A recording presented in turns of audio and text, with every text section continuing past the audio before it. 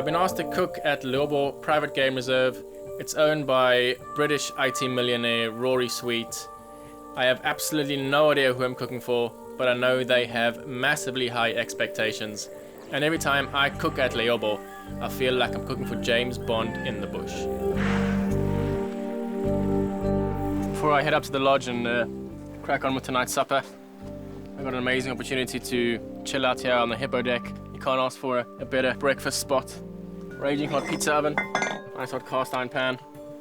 Gonna make a Mexican-inspired dish, sort of Huevos rancheros, which means eggs of the ranch. Pop that back in. Classically served with a soft tortilla, sometimes some green chili on top, plantain or banana on the side. A little bit of spice, some cayenne goes into the oil. Get that straight away. Coriander. Fry these bad boys off. Gonna serve it on nachos. We're gonna put a bit of coffee in there. It's gonna be this, you know, almost like a brunchy, breakfasty dish. Tomato chutney's got quite a lot of flavor as well, so really just wanna enhance it. It's almost like a Mexican version of baked beans. Gonna add the onions in after the tomato, because I want that real sort of crunch, that real burst of onion flavor. Got some lupin beans here, very distinctive flavor.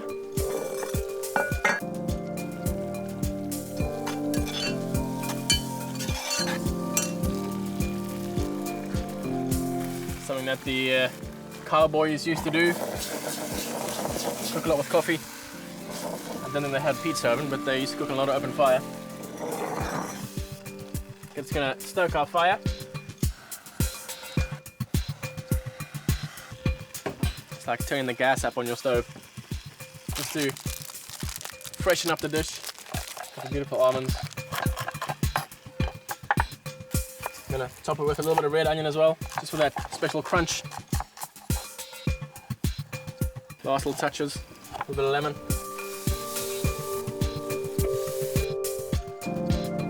With the almonds, and with the fresh red onion. Yeah, let's fold those through. You see it's nice and thick, nice and reduced. Packed full of flavor. Finish the beautiful bean mixture, fresh coriander. Touch more lemon juice. Ripple your coriander through there. As soon as the coriander hits the warm beans, it's gonna cook it. It's nice and warm.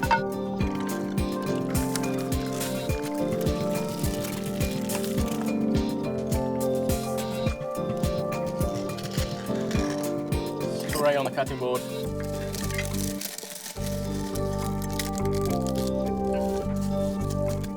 Eggs sound ready.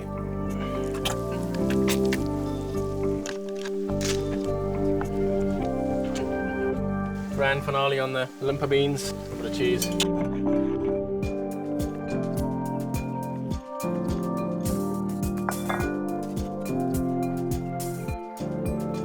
Obviously, breakfast not endorsed by Weight Watchers or any of those diet programs, but when you've got a long day, you need your energy, and this is going to give it to you.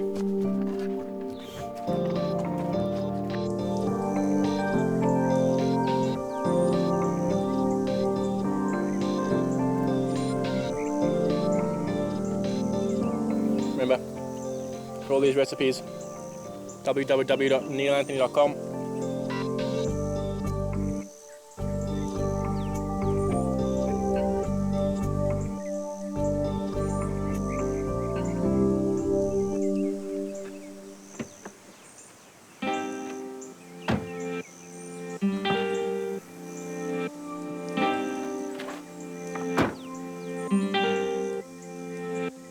The observatory I'm going to be cooking in is not your average house. It's not your average kitchen. It's got an amazing flow. It's got an amazing feel. It's so hard to explain. It just takes your breath away.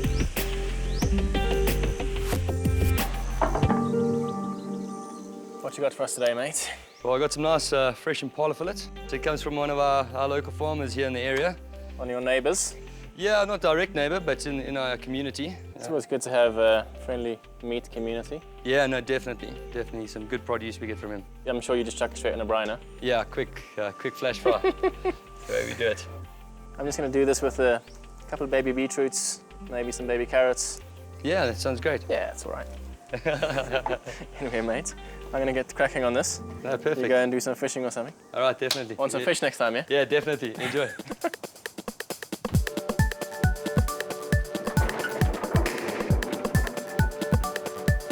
On tonight's menu, we have a warm salad of smoked mackerel with a grapeseed oil vinaigrette, followed by sauté foie gras, caramelized figs. Next up, local venison, baby vegetables, finishing off for dessert with a mango sorbet and compressed watermelon. Gonna get 2 super fast dressings ready for my first course. Lovely little mackerel salad. Massive fan of local mackerel. Very oily fish, lends itself well to sharp, strong flavors.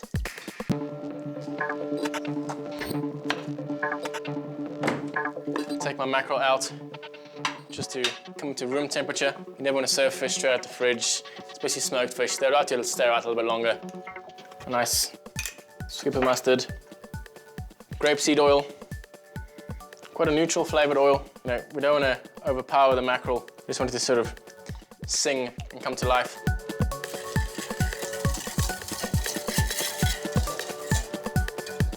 You know, it's not forming an emulsion here. Doesn't matter if it's semi-splits.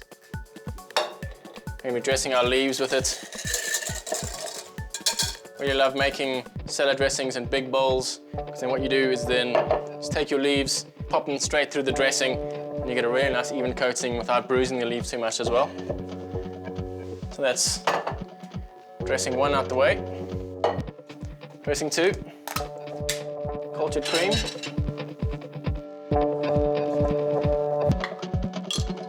Fresh creamed horseradish in there. Any sort of smoked fish is gonna go perfectly with this. Tiny bit of lemon juice. Salt.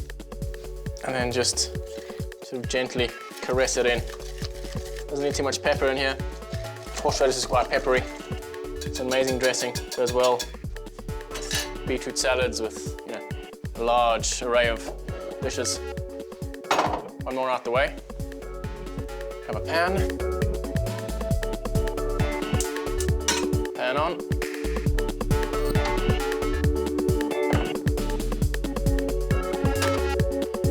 Beautiful baby beetroots, stalk, stem, the whole lot.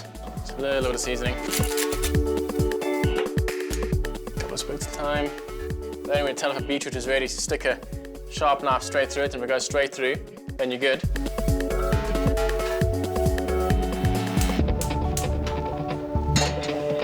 And make a beautiful, flavorful, caramelized fig chutney with our foie gras.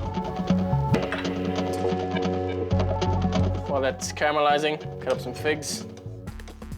I just want this to be a little pillow for the foie gras to sit on. I want the foie gras to be the main star of the dish. Nice caramel forming there. Take it straight off the heat. Straight down. Slide your figs in. As that water comes out the figs, it's gonna form a really nice caramel base. And they're quite happy there, they're gonna do their thing. Beautiful foie gras. Of course, keep it as cold as possible. Tricky portioning foie gras. Comes in 2 sections. Lobe comes in 2 halves. It's got quite a thick vein running through the middle. You can get rid of that. A little trick when portioning your foie gras, put it in hot water or use a blowtorch or something like that. Flash your knife over a naked flame. You don't need it too hot. You just want it to be able to sort of slice straight through with a little piece. Of course, extremely rich. It's basically like eating butter. You don't need a massive portion.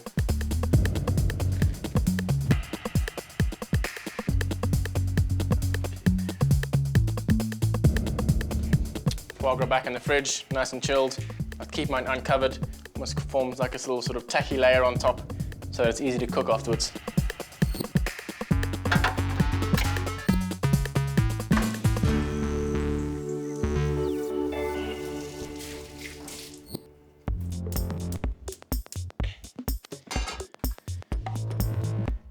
Our beautiful venison. Salt first.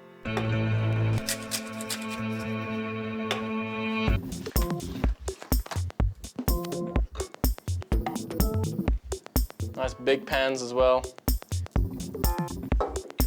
Take some garlic. We just want to release their flavor. Don't need too much. Beautiful large garlic cloves. They roast a lot longer, give the meat a lot more flavor. That's what I find anyway. A couple of classics, thyme and rosemary. Nice hard herbs with your meat. Stalks, leaves, the works.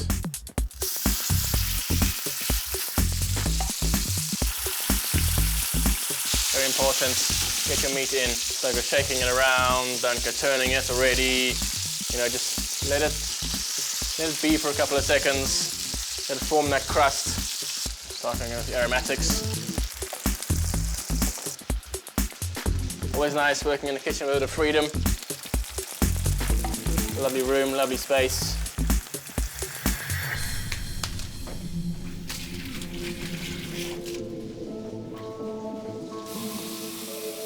Amazing perfume coming straight off of this rosemary, hitting the hot oil. While they're going. A lot of flavor in here, not so much flavor in here.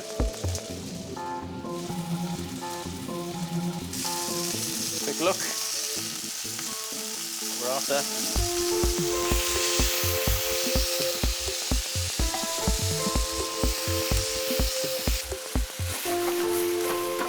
So when those beetroots are just about ready, carrots in, one pot wonder. So with this venison being extremely lean, almost no fat at all, it needs my friend butter over here. The most important thing here is to control the heat. The butter's going to reach this perfect stage. It's going to bubble, it's going to bubble, it's going to bubble. Then you can start basting. Boom, boom, boom.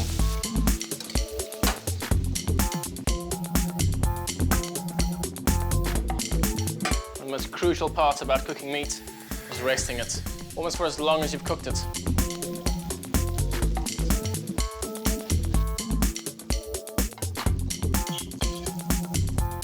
We're gonna lend that flavor back to our venison.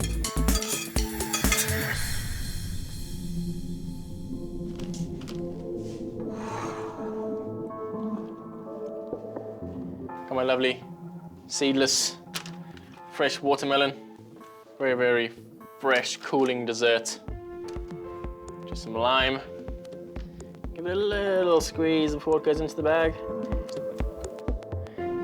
Agave nectar. Just a couple little drops, tiny bit of whiskey.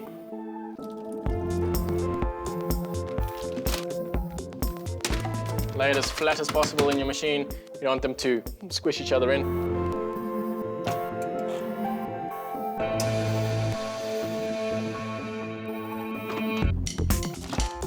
Perfect little squares, marinating in a happy place.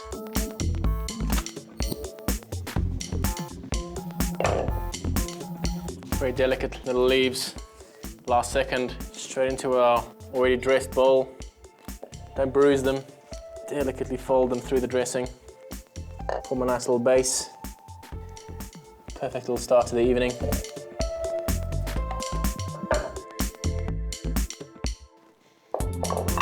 Just delicately flake your mackerel in there.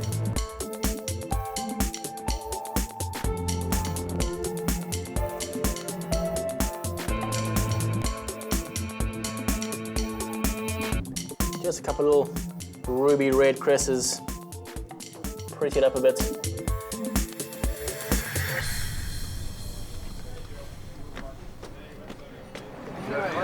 I think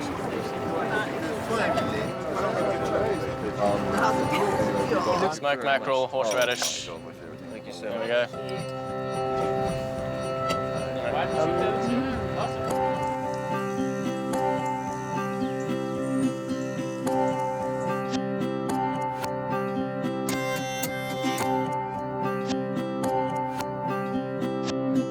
Searing hot pan for your foie gras, straight out the fridge. Pink salt stops the foie gras from oxidizing. I like to keep my foie gras quite nice and pure, so no black pepper on this one. Raging hot pan. Our figs are just gently warming. Plates already laid out.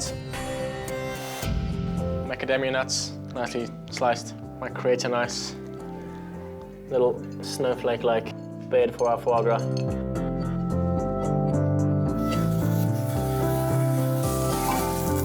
Not too many at a time, 4 maximum. Beautiful hazelnut flavor coming straight off that pan. Basically, foie gras to me is hazelnut butter and goose fat. So cooking the foie gras itself is the hardest part. You gotta keep it nice and cold, straight into a hot pan. Don't overcook it, because if you turn your back on it, it'll literally turn to butter. Just firm to the touch. They're gonna keep on cooking gradually with that residual heat. Caramelize fig compote down.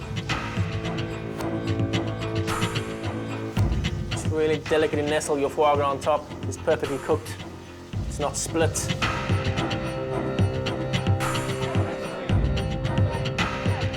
Next up, we've got some sauté foie gras, a little fresh baby fig, and a caramelized fig compote with some macadamia nuts. Wow, delicious. Thank you very much.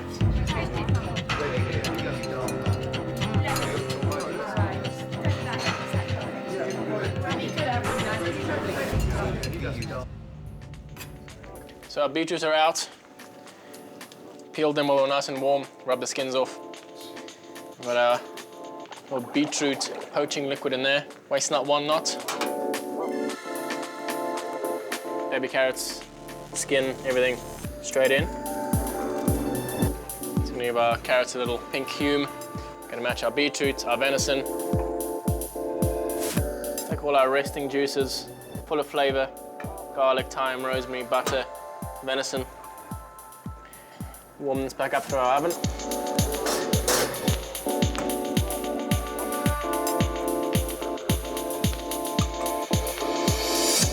Reduce this down slightly.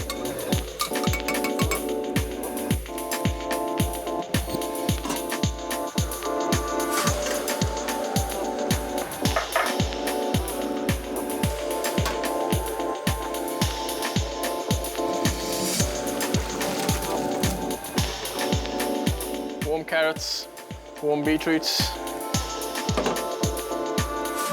Just let them be friends, let them toss around each other. While these vegetables are nice and hot, nice amount of olive oil on there. Salt. Take your little bits of garlic, chuck them in there as well.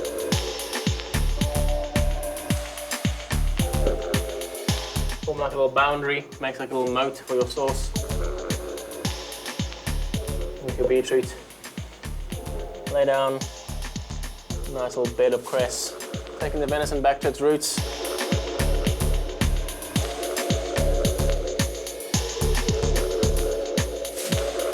Perfectly rested, perfect temperature, perfectly seasoned. Chef's treat.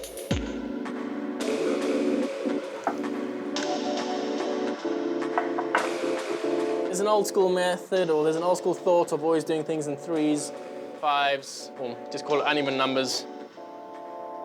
Keeping it uneven gives it a better feel, I suppose. You know, don't drown your plates in sauce. Just really kiss them. Meat, meat, meat.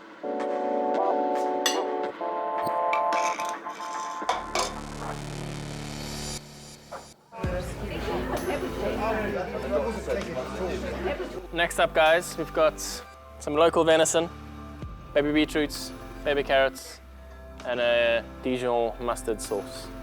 What kind of venison? Which kind of deer? Impala. It's local venison, yeah. So it's not actual venison in the in the English sense. But you call it venison. We call it venison. Yeah, it's a wild game animal. So I think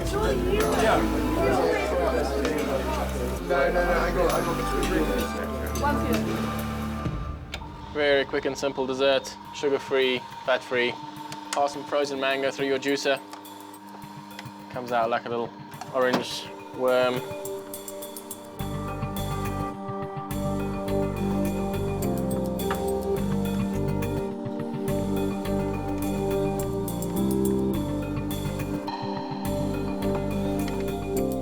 Nice little bits out there. You really want to serve this straight away. When it goes into the freezer, it can get a bit icy. So make it, serve it, enjoy it. And a beautiful watermelon. Liquid and everything.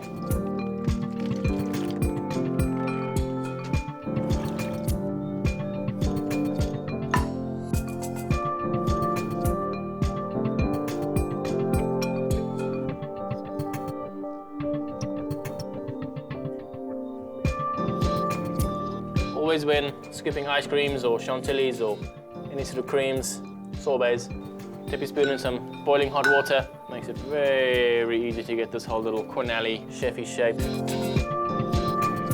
All that leftover syrup, leftover juice forms a perfect little sauce.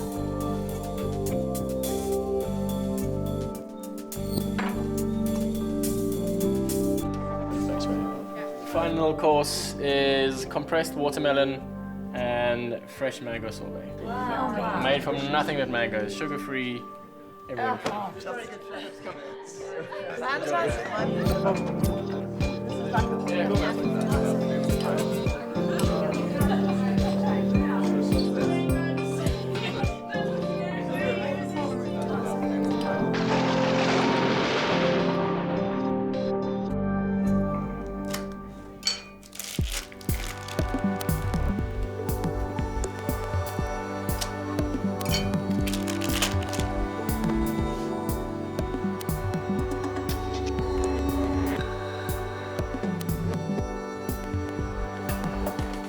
little Tour de France.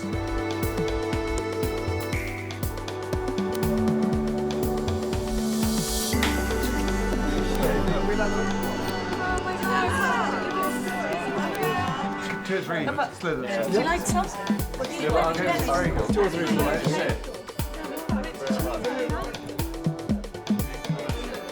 This is the pinnacle. This is the ultimate. Happy clients, happy heart, happy chef.